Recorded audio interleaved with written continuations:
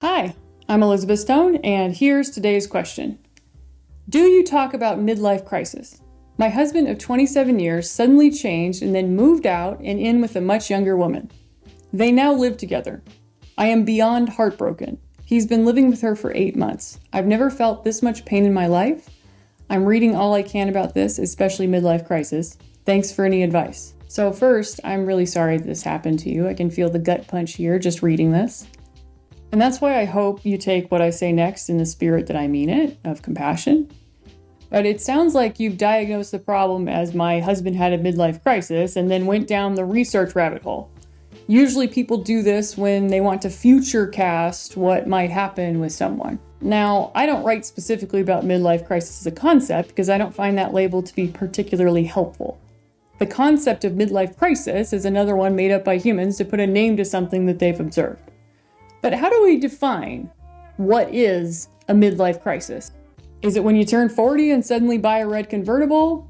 Is it when you move in with a much younger woman or man? When is it? Because one person's midlife crisis is another person's fresh start. Knowing whether something deserves to be labeled a certain way, in this case, midlife crisis, doesn't change the reality of the particular situation you're living through. In fact, it usually makes it harder because now you have a bunch of new ideas to think about instead of the reality of now. Blaming and labeling your husband's actions as a midlife crisis is a distraction from reality. Because where I sit, the base reality here seems to be that you're spending more time with you. Your husband is spending more time with himself and sometimes with a much younger woman who he lives with now. That base reality could be freeing and exciting or painful and soul-crushingly upsetting depending on how you choose to look at it. If you think, my life is destroyed and how could he do this to me, then you'll feel one way, probably bad. If you think, good, now I get to make my life exactly the way I always wanted it now, then you'll feel hopeful and do hopeful actions. Now I can absolutely see why you're trying to make sense of all of this. That's human nature.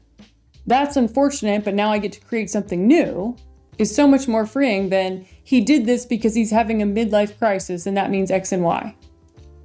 The second mindset keeps you stuck and focused on him. He's not around. It's time to put your focus back on yourself because you're the one that you live with. So go out and create something awesome in your life instead of reading up on all the details around midlife crisis. And before you go, please like and subscribe to the channel. It really helps the channel to grow and me to reach more people. If you're interested in getting my help with your situation, I also offer one-on-one coaching calls. So to do that, go to my website and hit the coaching tab at the top of the screen to sign up. While you're there, you can also sign up for my 2 masterclasses, the 7 blocks to manifesting love and 3 mistakes women make with men. Until next time, I'm Elizabeth Stone.